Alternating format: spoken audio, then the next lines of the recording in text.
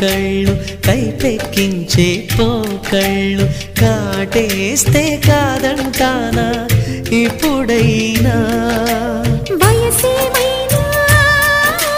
సొగసేమైనా మరపించే మనసేమైనా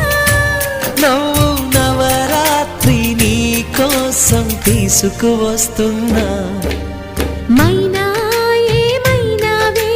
మన్మథ మాసం అయినా ఎంతైనా ఇది మెత్తని మోసం